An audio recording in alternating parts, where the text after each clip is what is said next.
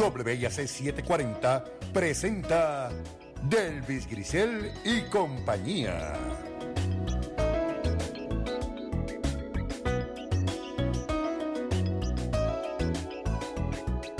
Buenos días, soy Delvis Grisel Ortiz. Les doy la bienvenida a esta edición de Delvis Grisel y compañía. Hoy la mitad de Brasil celebra en grande el triunfo de Luis Ignacio Lula da Silva para dirigir una vez más los destinos de su país. Dije la mitad de Brasil celebra en grande porque la elección fue bien cerrada y de seguro los que votaron por Bolsonaro no estarán tan contentos. Recientemente leí un escrito del señor Daisaku Ikeda sobre Dante Alighieri. Repasando su vida, este artículo, ¿verdad?, es repasando su vida, su literatura, sus obstáculos en la vida y cómo mostró el desarrollo de su pensamiento y sobre todo las transformaciones en que pasó por su propia vida que lo llevaron a hacer historia. Estuve unas horas con el corazón en la boca por lo cerrada que fue esa elección, pero al final respiré con el resultado que dio por ganador a Lula. Entonces pensé en lo que, como vinculando con lo que leí del Dante Alighieri y su vida, ¿no? Y esa reflexión que hizo el señor Ikeda sobre él. Y entonces pensé en lo que ha sido la vida de este hombre y la inmensa capacidad que ha tenido de transformación una y otra vez con lo empedrado que ha sido su camino hasta aquí. El pulmón de este planeta está en la Amazonía y en manos de Bolsonaro a punto de zozobrar. Con Lula, que ya tiene récord de excelencia como mandatario, tendrá esperanza de recuperación no solo Brasil, sino el mundo entero. Lula asumirá la presidencia por tercera vez, hazaña poco común para los gobernantes que van a elecciones en el mundo. En Europa, por otro lado, todo es tensión y mirada a tiempos cada vez más difíciles. Italia eligió a Giorgia Meloni, que aunque es identificada como ultraderechista y admiradora de Mussolini, al llegar al cargo ha jurado y perjurado que nunca ha tenido simpatía por el fascismo. En Inglaterra llega un nuevo primer ministro luego de los escándalos de Boris Johnson y el brevísimo mandato de Liz Truss, quien en 45 días presentó presupuestos que eliminaban impuestos a los ricos, pero imponía cargos importantes a la deuda, lo cual la hizo fracasar estrepitosamente. El nuevo incumbente Rishi Sunak, de 42 años y ascendencia india, multimillonario y de derecha, a su llegada ha prometido traer el orden y proteger a Irlanda del Norte como parte de Gran Bretaña. El caso es que ambos países enfrentan la crecida de la inflación y los estragos que va causando a Europa la guerra en Ucrania, y ambos países además responden a Estados Unidos y a la OTAN. Para conversar a fondo sobre estos temas me acompañan hoy el profesor Carlos Rivera Lugo. Buenos días, Carlos. Muy buenos días. El colega periodista Manolo Cos. Manolo, qué chévere tenerte aquí, que hacía tiempito que no venías, te estabas escondiendo. Buenos días, gracias por el regaño. Y desde Holanda, estoy bien contenta de por fin poder tener al profesor Miguel Rivera, que ustedes saben que se nos fue y que lo extrañamos muchísimo, pero que hemos logrado arrestarlo por la vía telefónica. Buenos días, Miguel. Buenos días para ti, Delvis. Bueno, para ti ya, ¿qué hora es en Holanda? Las 4:04. Las 4:04 de la tarde. ¿Hace frío? No tanto. Está mucho más frío que en Puerto Rico, pero no está frío todavía. O sea, que está agradable. Está chévere. Está agradable, ok. Pues como tú estás tan lejos, y yo estoy loca por asegurarme de que esta comunicación no va a fallar, quiero que empieces tú a conversar. Yo quiero que empecemos conversando sobre el triunfo de Lula da Silva en Brasil, así que dame tus primeros comentarios. Bueno, yo creo que primero que nada hay varias cosas que señalar, pero yo creo que lo más importante que señalar es que Lula va a enfrentar, ¿verdad? Yo creo que hay tres grandes giros que puede generar esta victoria de Lula da Silva en Brasil a partir del día de ayer. Yo creo que el primero va a ser que Brasil, en cierta forma, va a haber básicamente debería haber un aumento en la expansión, el gasto público en Brasil, que puede en cierta forma recomponer muchos de los programas sociales que existían bajo los gobiernos de Lula da Silva y Dilma Rousseff anteriormente, y que fueron desmantelados por los gobiernos de derecha que antecedieron, obviamente, pero que sucedieron a los gobiernos del PT. Yo creo que ese es uno de los primeros giros en los cuales vamos a ver en la política doméstica, brasileña, bajo un gobierno de Lula. Y claro, la gran problemática que pueden estar enfrentando el gobierno brasilero es que, a diferencia de los tiempos de los gobiernos de Lula da Silva, los primeros gobiernos de Lula da Silva, Brasil no se encuentra con ese superávit fiscal que se encontraba en aquellos tiempos, especialmente dinamizado por la exportación de commodities hacia China, y eso obviamente le crea una problemática, pero parecería ser que Lula, muy coherente en lo que siempre ha sido su postulado, básicamente tiene un compromiso serio y severo con tratar de dinamizar la redistribución económica nuevamente a través del gasto público y la expansión de derechos sociales. Yo creo que el segundo punto, el segundo giro importante va a ser en relación a la política exterior brasilera. Durante los años 2000, Brasil realmente se posicionó como uno de los países más importantes a nivel global en debates sumamente importantes que fueron desde la rearticulación del G20 hasta básicamente la creación de la plataforma de los BRICS, o a nivel regional lo que fue básicamente el surgimiento de UNASUR o de la CELAC.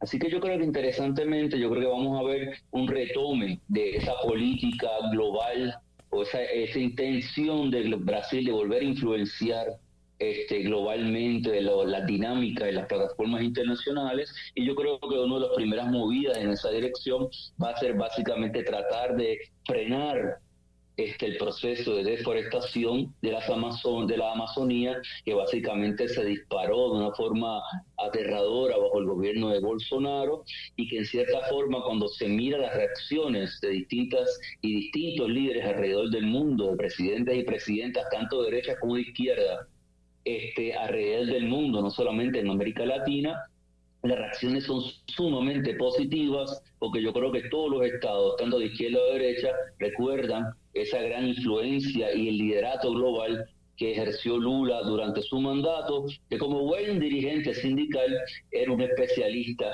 de la negociación y de la diplomacia, ¿no? Y eso le ganó mucho respeto en los foros internacionales. Adicional a eso, yo creo que el tercer giro importante en términos de esta victoria, es la gran pregunta que quizás muchos y muchas nos estamos haciendo, es si Bolsonaro en cierta forma, a pesar de haber perdido, ganó.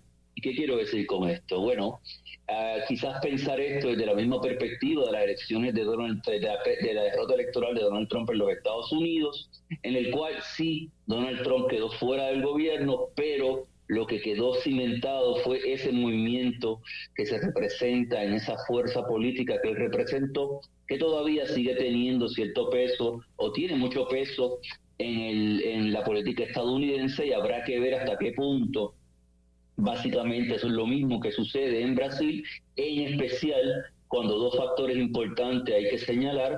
Primero, el margen de la victoria es muy, muy mínimo, mucho más pequeño que lo que yo creo que cualquier persona en el mundo esperaba, por lo menos yo no esperaba jamás que ese margen fuera tan pequeño. Y el segundo punto es que en los últimos días ese margen tan pequeño obligó a Lula a asumir el discurso de la derecha más que Bolsonaro a asumir el discurso de la izquierda. Es decir, Lula en esos últimos días, su influencia discursiva fue orientada principalmente a lo que se llama el cinturón bíblico, ¿no? En inglés le llaman el Bible Belt, el cinturón bíblico, en relación básicamente a los sectores evangélicos. Y bueno, unos días antes de las elecciones abiertamente dijo que estaba en contra del aborto y otras cosas que pueden ser muy controvertibles, especialmente de una perspectiva inclusive de la perspectiva de un gobierno de centro derecha.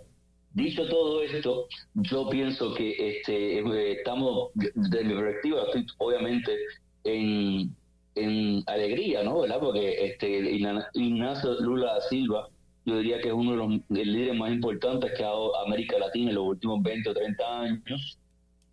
Yo estoy convencido de que Brasil bajo el PT, bajo Lula y el PT, va a estar 10 veces mejor que cualquier versión de un gobierno de Bolsonaro. Así que ahí lo dejo. Definitivo. Carlos, gracias, Miguel. Yo coincido con mucho de lo que plantea Miguel. Yo lo que quería, como sé que Carlos ha visitado Brasil en los últimos tiempos, varias veces le he leído afortunadamente sus conferencias, por lo menos una de ellas, completa. Y sé que está más relacionado con Brasil. Me gustaría escucharte sobre todo esa alianza, o sea, ¿cuál Lula es el que vamos a ver en los próximos años? No va a ser el Lula, obviamente, del 2013, 2014. La situación en América ha cambiado, en el mundo ha cambiado. Brasil ha cambiado radicalmente porque la derecha que conoció Lula no es esta en su gobierno, no es esta. Además, que del peso grandísimo que tiene la derecha, tanto en lo judicial, toda la superestructura de gobierno que tiene un control muy grande.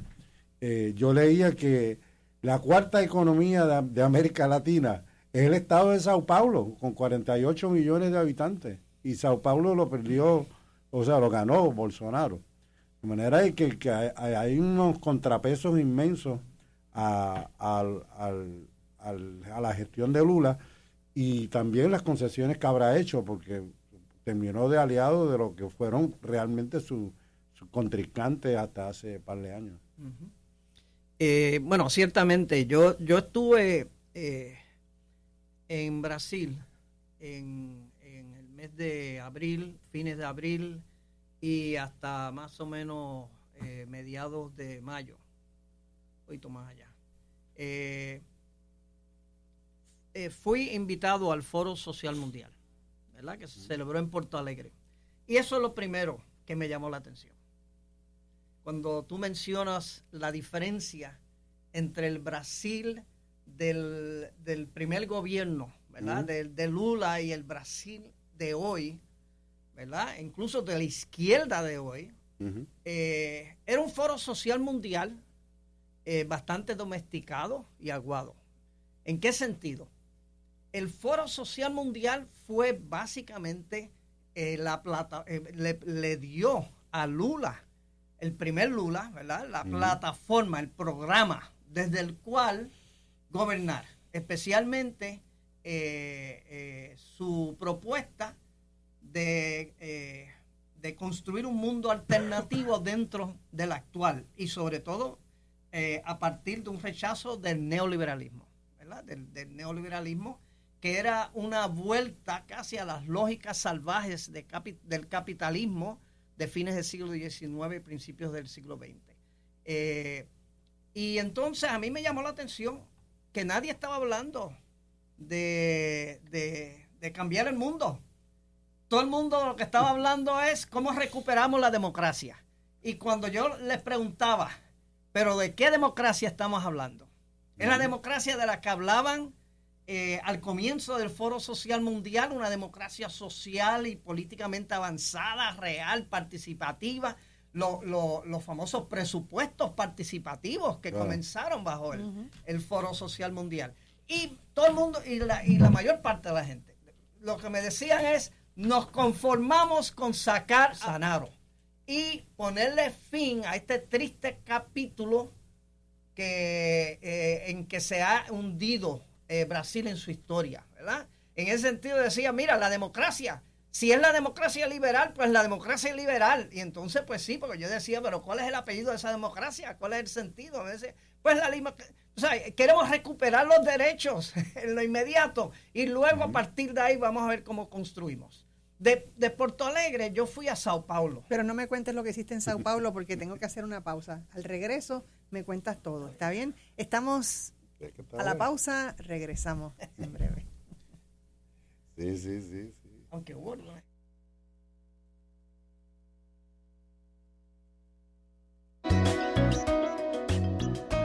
No se retire. En breve regresamos con más de Delvis Grisel y compañía.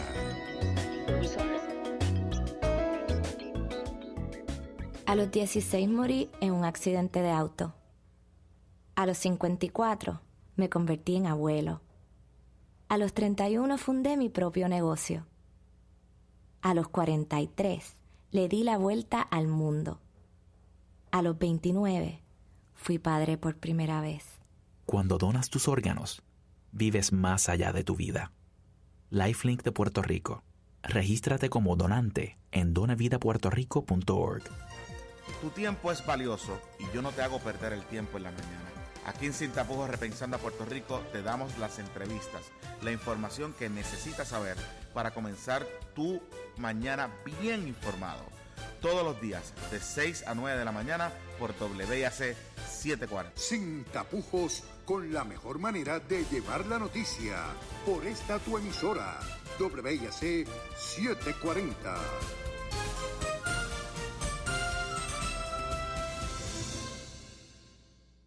Todas las mañanas te espera Línea Abierta por WIAC 740 de 9 a 10 de la mañana para que tú seas el protagonista con tus llamadas y disfrutes de buena música y de los comentarios de Jorge Hernández y Lo Rodríguez. Línea Abierta por WIAC 740. Viernes 4 de noviembre. Comienzan las emociones. Los Indios de Mayagüez se lanzan al terreno de juego. Vive las emociones de cada jugada por esta emisora. Indios rumbo al campeonato número 19.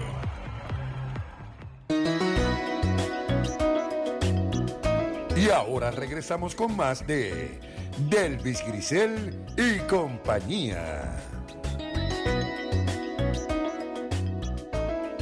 Estamos de regreso en Delvis Grisel y compañía. Si usted nos sintonizó un poco tarde, hoy estamos conversando sobre temas internacionales y dividiendo nuestro tiempo del programa para conversar sobre el triunfo ayer de Lula da Silva en el Brasil, que obviamente hoy no podíamos, aunque teníamos otro tema, tuvimos que dar para atrás y decir, no, espérate, hay que añadir esto porque realmente es algo importante que está ocurriendo en el mundo. Y luego, a partir del próximo segmento, estaremos hablando sobre la situación en Europa, con particularmente Italia e Inglaterra. Pero antes de regresar a Miguel, quiero que me termines el cuento de Sao Paulo. Sí, lo de Sao Paulo realmente para mí me impactó enormemente ver lo que constituía una de las principales, históricamente, ciudades industriales, que fue el motor del despegue, ¿verdad?, económico de Brasil en un tiempo. Pues las calles llenas de ambulantes, con familias enteras, niños, pero es que es posible que algunos de ustedes hayan visto por YouTube algunos videos de los deambulantes en Filadelfia o en Nueva York. No, nada que ver. Esto es una cosa masiva, impresionante.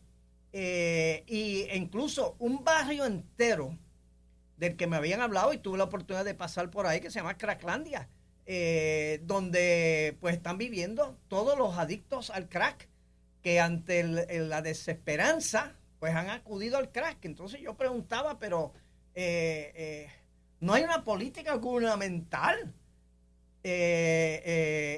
para corregir toda esta situación? Dicen, no hay presupuesto porque es que ha habido, precisamente bajo Bolsonaro y la derecha, pues se redujo el presupuesto y la inversión social, el presupuesto público, para atender todas las necesidades del pueblo.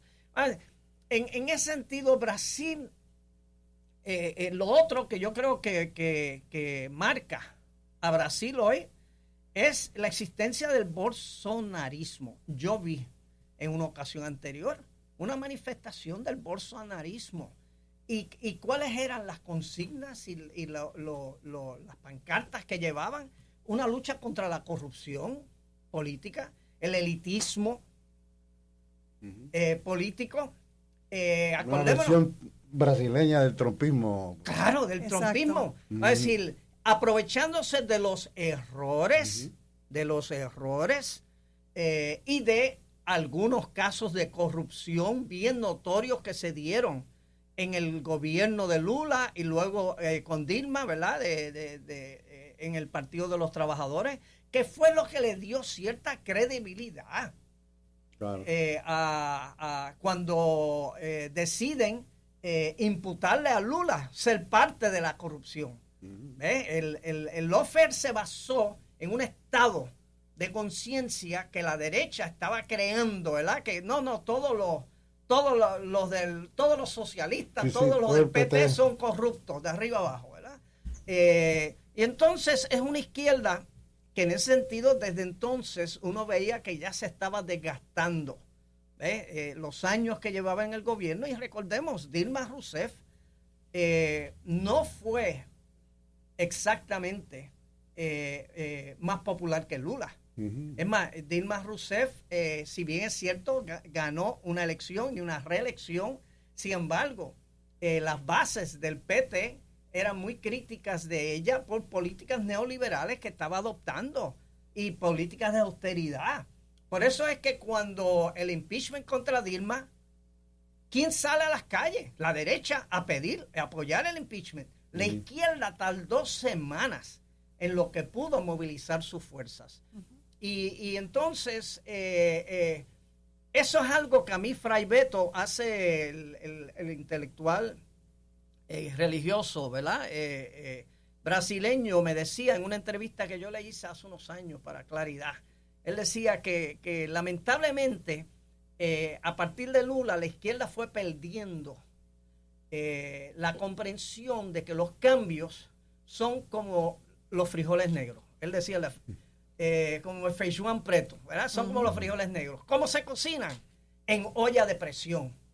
Y tú no puedes entonces garantizar una obra progresista permanente desde el gobierno si tú no tienes desde la calle la presión de los movimientos sociales que poco a poco fueron desmovilizados, y no solamente los movimientos sociales que conocemos, pero por ejemplo los movimientos católicos que respondían a la teología de la liberación, que fue desmantelada a partir del papado de Juan Pablo II.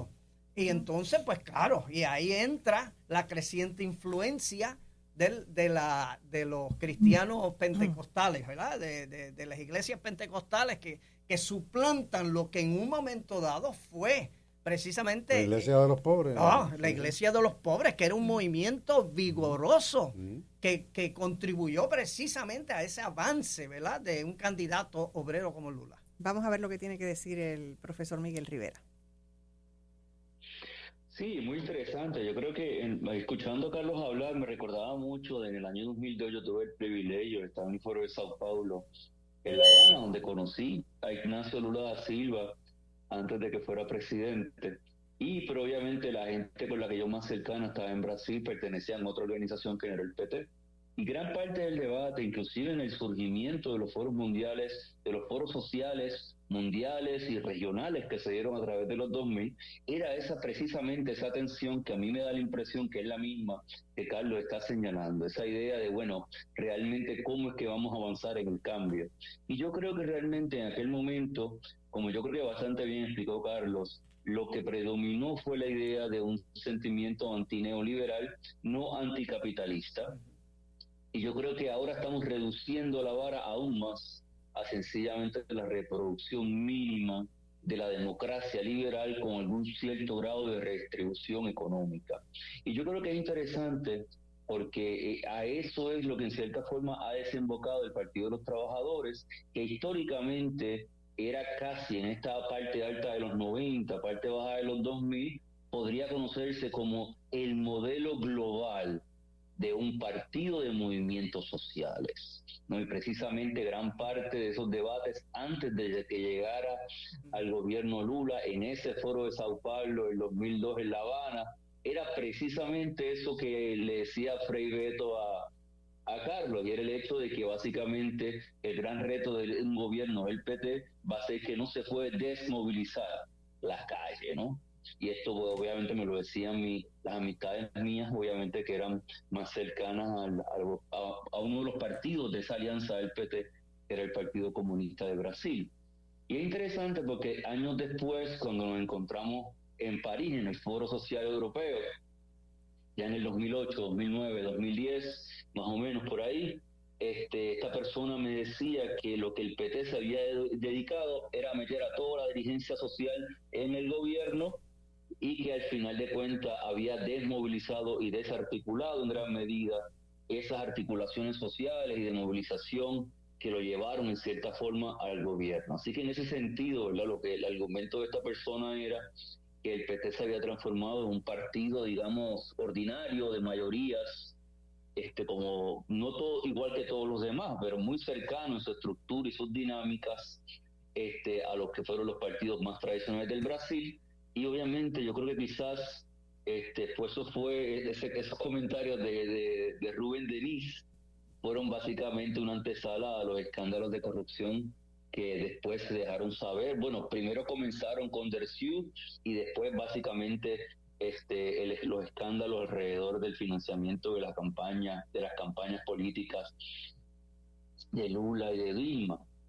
Así que yo creo que nuevamente el gran reto, yo creo que del PT de Brasil es realmente repensarse cómo es que va a rearticular el PT desde el gobierno, desde una perspectiva prospectiva y que tenga la posibilidad de básicamente lidiar con esa muralla de contención que es tener casi la mitad del país apoyando de alguna forma a Bolsonaro, que no implica en sí mismo que son bolsonaristas, pero lo que sí queda relativamente claro es que son anti-Lulas y anti-PT. Así que posiblemente más que un voto en favor de Bolsonaro, un voto en favor en contra de Lula y del PT, y yo creo que eso en uno de los países más desiguales de las Américas nos dice muchísimo. Yo creo que una de mis grandes preocupaciones, y puedo entender la preocupación de los brasileros que hablaban con Carlos sobre la Constitución y la garantía de la democracia liberal, porque bueno, Brasil es un país que tiene una tradición de intervención de los militares en la política, y el Bolsonaro y su gente, ¿verdad?, han sido abiertos en torno a su apoyo a la última dictadura militar y a su visión de mano dura. Así que yo creo que pueden haber ciertas preocupaciones en algunos sectores de la sociedad brasilera de que por alguna razón en este contexto de tensiones pues, pudiera volver a regresar la posibilidad de un gobierno autoritario, un gobierno de facto en el país. Nuevamente, yo creo que el panorama a largo plazo es complejo. Dicho todo esto, yo creo que Lula y el PT tienen la obligación histórica de recomponerse en este momento histórico, y yo espero que dentro de ese espacio yo creo que deben de regresar a lo que fueron sus orígenes, como ese partido de organizaciones sociales que tan famoso lo hizo a nivel mundial. Estoy ahí en la pausa, pero puedes... Bien breve, sí. A mí me parece que, como estamos próximos a la pausa, va a ser bien breve. Lo que sí favorece al gobierno de Lula, la geopolítica regional y la geopolítica mundial. Es distinta al primer Lula. Estamos hablando de una geopolítica donde la mayor parte de los gobiernos latinoamericanos en este momento son de izquierda. Son de izquierda. En segundo lugar, un mundo donde el BRICS, que para él es parte de todo, sanaron.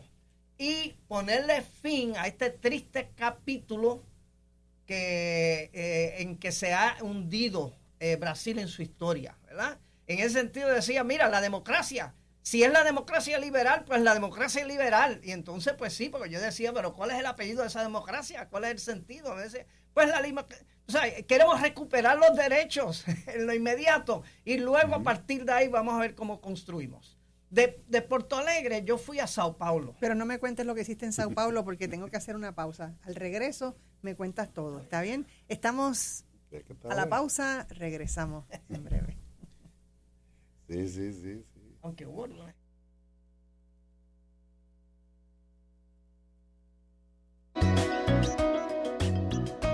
No se retire. En breve regresamos con más de Delvis Grisel y compañía.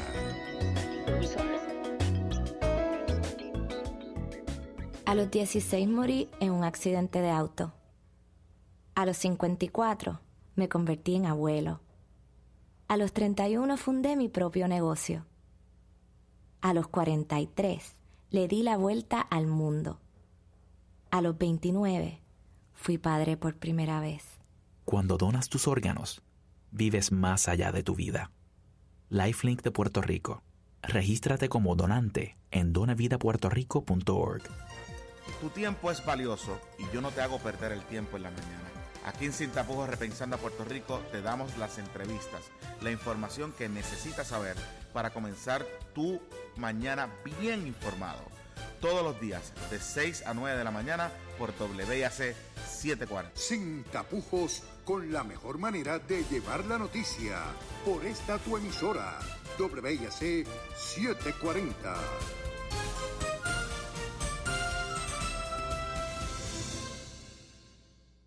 Todas las mañanas te espera Línea Abierta por WIAC 740 de 9 a 10 de la mañana para que tú seas el protagonista con tus llamadas y disfrutes de buena música y de los comentarios de Jorge Hernández y Lo Rodríguez. Línea Abierta por WIAC 740. Viernes 4 de noviembre. Comienzan las emociones. Los indios de Mayagüez se lanzan al terreno de juego. Vive las emociones de cada jugada por esta emisora. Indios rumbo al campeonato número 19.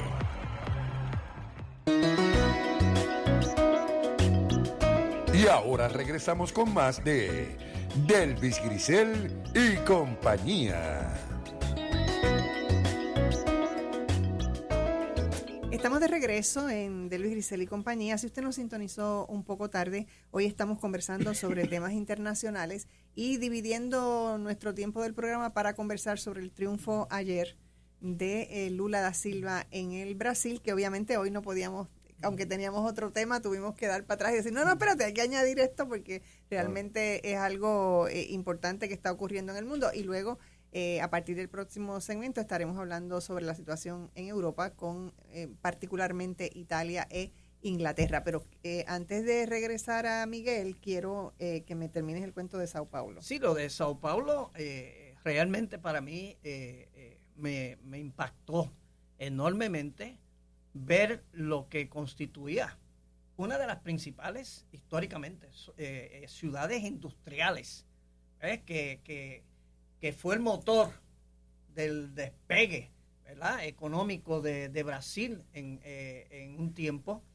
Pues las calles llenas de ambulantes, con familias enteras, niños, pero es que es posible que algunos de ustedes hayan visto por YouTube algunos videos de los deambulantes en Filadelfia o en Nueva York. No, nada que ver. Esto es una cosa masiva, impresionante. Y incluso un barrio entero del que me habían hablado y tuve la oportunidad de pasar por ahí, que se llama Cracklandia, donde pues están viviendo todos los adictos al crack, que ante la desesperanza pues han acudido al crack. Entonces yo preguntaba, pero ¿no hay una política gubernamental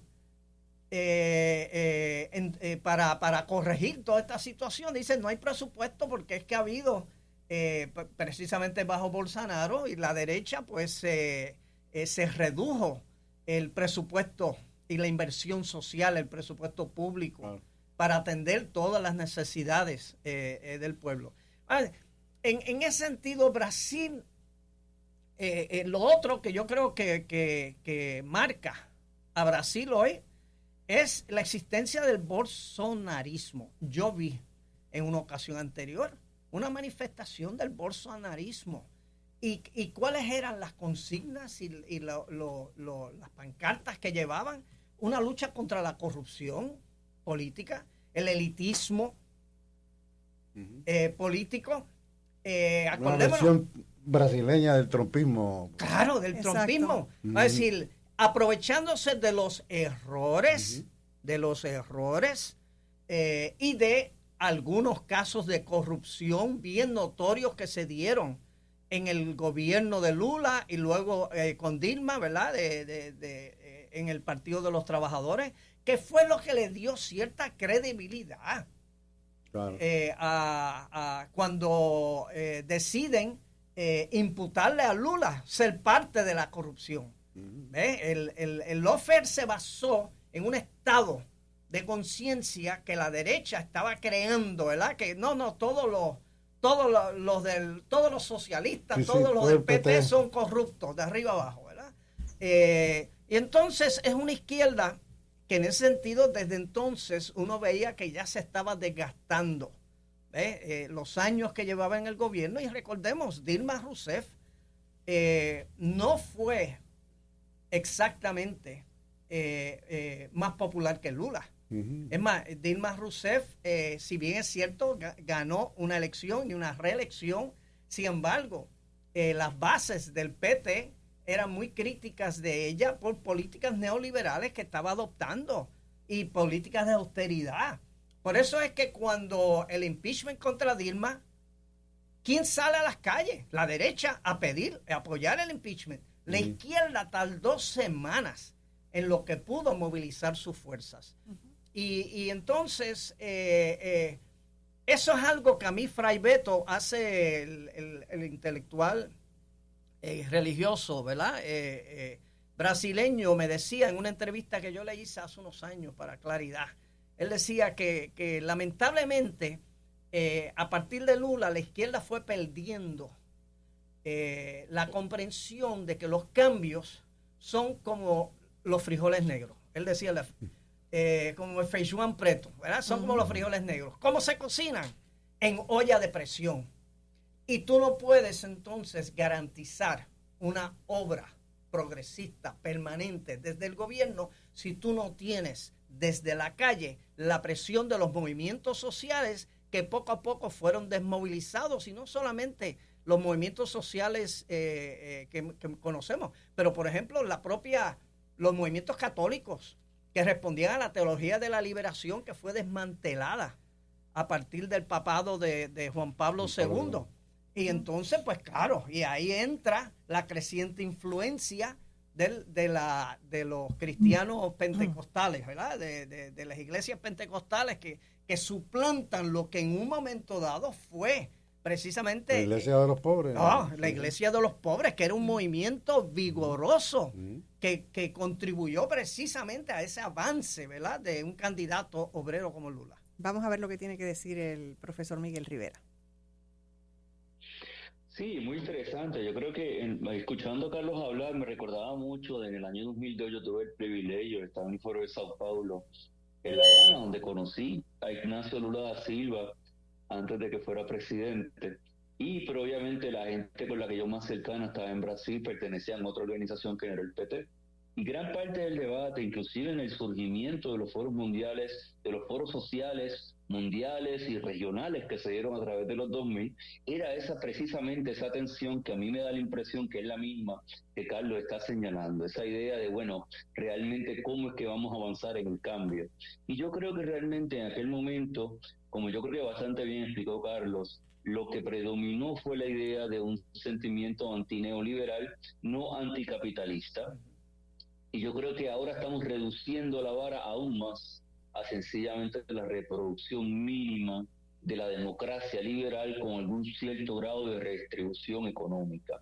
Y yo creo que es interesante porque a eso es lo que en cierta forma ha desembocado el Partido de los Trabajadores, que históricamente era casi en esta parte alta de los 90, parte baja de los 2000, podría conocerse como el modelo global de un partido de movimientos sociales, ¿no? Y precisamente gran parte de esos debates antes de que llegara al gobierno Lula en ese foro de Sao Paulo en 2002 en La Habana, era precisamente eso que le decía Fray Beto a Carlos, y era el hecho de que básicamente el gran reto de un gobierno del PT va a ser que no se puede desmovilizar las calles, ¿no?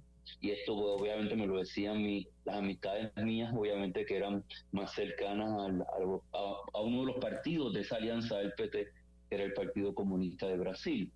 Y es interesante porque años después, cuando nos encontramos en París, en el Foro Social Europeo, ya en el 2008, 2009, 2010, más o menos por ahí, esta persona me decía que lo que el PT se había dedicado era meter a toda la dirigencia social en el gobierno y que al final de cuentas había desmovilizado y desarticulado en gran medida esas articulaciones sociales y de movilización que lo llevaron en cierta forma al gobierno. Así que en ese sentido, ¿verdad?, lo que el argumento de esta persona era que el PT se había transformado en un partido, digamos, ordinario, de mayorías, como no todo igual que todos los demás, pero muy cercano en su estructura y sus dinámicas a los que fueron los partidos más tradicionales del Brasil. Y obviamente yo creo que quizás pues esos comentarios de Rubén Denis fueron básicamente una antesala a los escándalos de corrupción que después se dejaron saber. Bueno, primero comenzaron con Derciu y después básicamente los escándalos alrededor del financiamiento de las campañas políticas de Lula y de Dilma.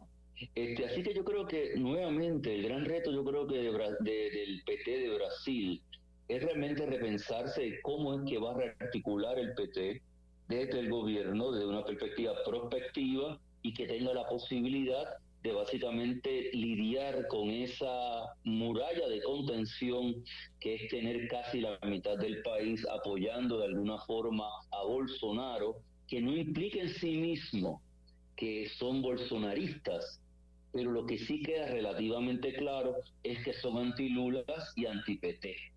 Así que posiblemente más que un voto en favor de Bolsonaro, un voto en favor en contra de Lula y del PT, y yo creo que eso en uno de los países más desiguales de las Américas nos dice muchísimo. Yo creo que una de mis grandes preocupaciones, y puedo entender la preocupación de los brasileros que hablaban con Carlos sobre la Constitución y la garantía de la democracia liberal, porque bueno, Brasil es un país que tiene una tradición de intervención de los militares en la política, y el Bolsonaro y su gente, ¿verdad?, han sido abiertos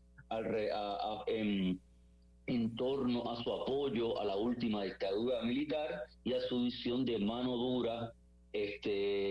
Así que yo creo que pueden haber ciertas preocupaciones en algunos sectores de la sociedad brasilera de que por alguna razón en este contexto de tensiones pues pudiera volver a regresar la posibilidad de un gobierno autoritario, un gobierno de facto en el país. Nuevamente yo creo que el panorama a largo plazo es complejo. Dicho todo esto, yo creo que Lula y el PT tienen la obligación histórica de recomponerse en este momento histórico, y yo espero que dentro de ese espacio yo creo que deben de regresar a lo que fueron sus orígenes, como ese partido de organizaciones sociales que tan famoso lo hizo a nivel mundial. Estoy ahí en la pausa, pero puedes... Bien breve, sí. A mí me parece que, como estamos próximos a la pausa, va a ser bien breve. Lo que sí favorece al gobierno de Lula, la geopolítica regional y la geopolítica mundial. Es distinta al primer Lula. Estamos hablando de una geopolítica donde la mayor parte de los gobiernos latinoamericanos en este momento son de izquierda. Son de izquierda. En segundo lugar, un mundo donde el BRICS, que para él es parte de todo, de repente una persona que siempre fue considerada neofascista, porque incluso en la primera, ella está en la política desde los 15 años, y su primera militancia fue en la organización juvenil del movimiento social italiano, que fue el movimiento que sucedió después de la guerra, al Duce, el movimiento del Duce, pero remozado. Tengo que pausar. Okay. Tengo que pausar. Vamos a tener que hacer como 2 programas más de este tema, porque es como que no nos va a dar tiempo. Ya vamos para el último segmento. Vamos a pausar y al regreso quiero escuchar lo que tiene que decir Directamente de Europa. Exactamente, directamente desde Europa, exactamente. Regresamos en breve.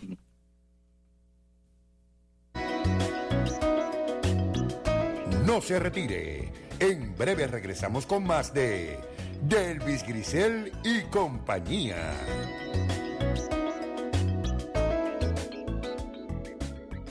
Sabor y frescura hay en cada lata. Vegetales Goya, nada se compara. Es que no hay nada más bueno que los vegetales Goya. Cuando se trata de color, ternura y sabor, Goya te ofrece lo mejor. Descubre la frescura que se encuentra en cada lata. Vegetales Goya en mi plato, yo lo quiero. Porque si es Goya, tiene que ser bueno. Sintoniza la nueva manera de analizar política en Puerto Rico. Lunes a viernes desde las 4 hasta las 5 de la tarde. San Juan por el 740 AM. Oeste por el 930 AM. Isabela y Aguadilla por el 1390 AM. Y por WIAC740.com y WISA 1390.com. Con Héctor El Marrón Torres. Y el cuarto bate, el profesor Rodríguez Traverso. En Anota el Dato. Live desde las 4 de la tarde. Y ahora regresamos con más de Delvis Grisel y compañía. Estamos de regreso, bueno, pero como se nos ha ido el tiempo, así que no voy a decir nada. Miguel, tu pensamiento.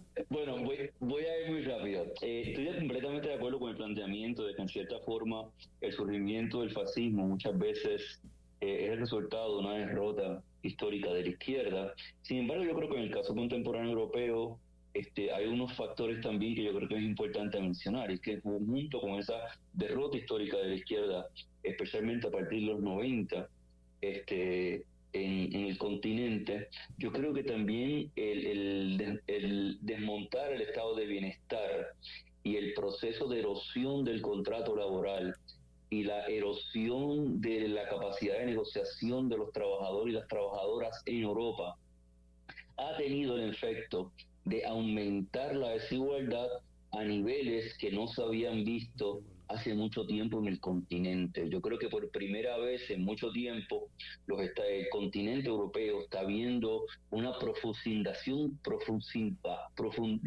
muy seria de la desigualdad a través de todas las políticas neoliberales que se han estado impulsando especialmente en los últimos 20 años a través de la órbita de la expansión de la Unión Europea. Yo creo que eso juega un papel muy importante cuando eso se mezcla con los tres grandes flujos migratorios de los últimos 20 años, y de esto estoy hablando, los flujos migratorios hacia Europa que se generaron a través de las guerras americanas y europeas en el Medio Oriente, en referencia obviamente a Afganistán, Irak, Siria y Libia, y obviamente otro segundo flujo importante del empobrecimiento de inmigrantes africanos tratando de buscar un mejor mundo, una mejor vida en el norte, en Europa, ¿verdad? Después de nuevamente 20 años de reformas neoliberales también en África, y obviamente la integración de Europa, de muchos países de Europa del Este, de la antigua Europa del Este, a la Unión Europea a partir de la parte baja de los 2000, que va a generar básicamente un proceso, va a crear una presión competitiva en los salarios del trabajador y la trabajadora promedio, especialmente en los sectores del trabajo no diestro, en muchos de los países occidentales, y en cierta forma eso yo creo que crea un cierto cóctel para generar la idea de la pregunta entre la clase trabajadora de estas regiones, de preguntarse, bueno, entonces, ¿quién representa los intereses míos en un contexto histórico donde básicamente no hay izquierda, que eran básicamente quienes históricamente representaban los intereses de la clase trabajadora en esta región del mundo?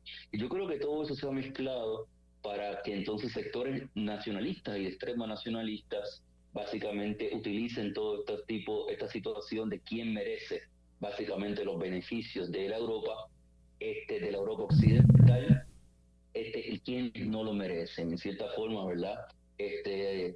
Joseph Borrell básicamente recientemente hablaba, ¿verdad?, de que Europa era este jardín y que fuera de Europa todo era una jungla, ¿no?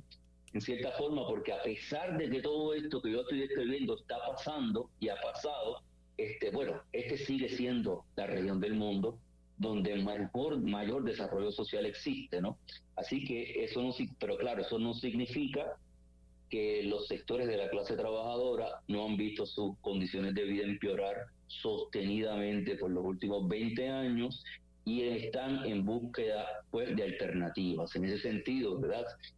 Cuando Carlos mencionaba que la única oposición a Draghi fue básicamente Meloni, es interesante, ¿verdad? Porque es un poco como ella se presenta, como esa contraria al tecnocratismo neoliberal de la Unión Europea, que es muy interesante lo que va a pasar en las elecciones del 33 en Alemania, donde el único partido anti-austeridad no era otro que el Partido Nacional Socialista. Así que es interesante, ¿verdad?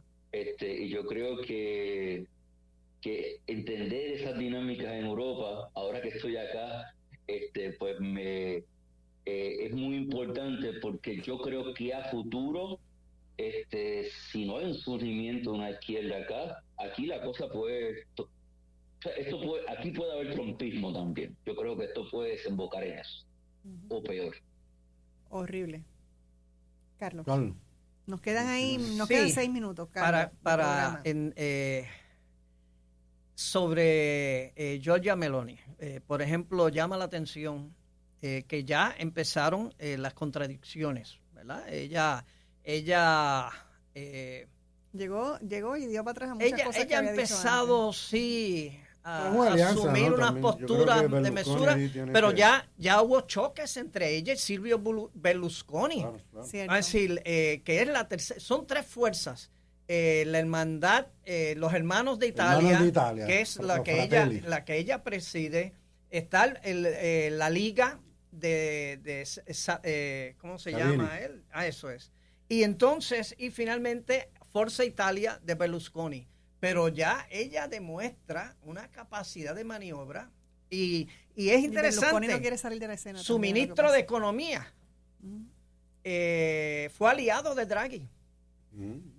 Fue aliado de Draghi. Y ella en ese sentido, mucha gente por lo general ese es el ministerio de los banqueros. Sí, que no va a ser una gran amenaza a la clase capitalista y financiera, especialmente de Italia, pero donde va a existir mayores contradicciones va a ser en sus políticas culturales. Ella se define como católica, es decir, cristiana, está en contra del aborto, de la educación de género, sí, es un ultraconservadurismo impresionante. Incluso luego de su entrevista inicial con Mario Draghi, luego tuvo una entrevista informal, ¿verdad?, con Macron, que estaba de visita en Roma, con quien ella ha chocado, y le dijo a Macron que se estuviera tranquilo, que con ella se puede dialogar. Y la tercera entrevista con el Papa Francisco. Así que todavía hay que ver hasta dónde, mucho más liberal que ella. Hasta dónde ella está dispuesta a hacer ciertos acomodos para garantizar la gobernabilidad de Italia, porque ella no quiere tener crisis políticas y económicas. Es más, ella hereda una crisis y va a buscar la manera, ¿verdad?, de ofrecer algunas soluciones, que incluye obviamente la política de inmigrantes, etcétera, ¿verdad? Y hay que ver si, como dice Arcadio Díaz Quiñones, si domina el arte de bregar. Me quedan 2 minutos, Miguel. Me quedan 2 minutos. Bien rápido. 2 minutos, Miguel.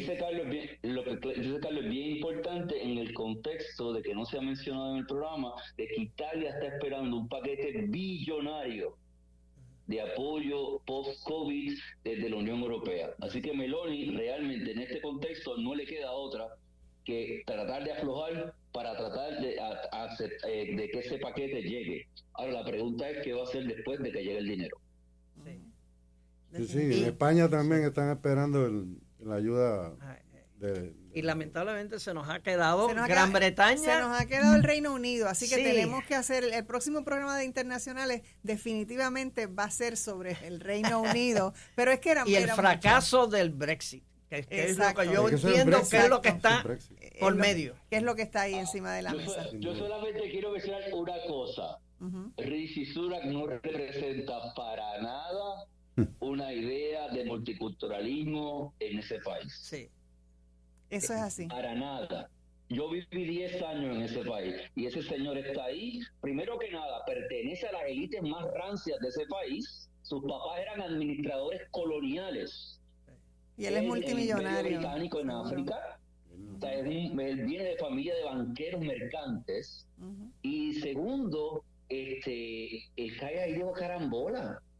Si van a unas elecciones, estoy seguro que pierden. Porque los Tories no van a querer un browncito gobernándolo. Ujú, definitivo. Ese país no es así. Bueno, tenemos mucho más de qué hablar. O sea, definitivo, el próximo programa de internacionales va a ser sobre Inglaterra. Ustedes tres están convocados ya, así que ya saben. Bueno, se me ha terminado el tiempo. Estoy muy, pero que muy agradecida, Carlos, que hayas venido de Cabo Rojo hasta aquí. Manolo, tú que viniste de allí también hasta acá. Caimito, coño. De Caimito, Puerto Rico. Y sobre todo, Miguel, que está tan lejos en Holanda y se ha mantenido en contacto con nosotros. Te quiero, Miguel, y estoy bien agradecida de que sigas con nosotros, que todo esté bien por allá. Así que, bueno, amigos, se nos ha terminado el tiempo por hoy. Así que muchas gracias por escucharnos. Que tengan un día maravilloso y sobre todo lleno de mucha paz. Hasta mañana.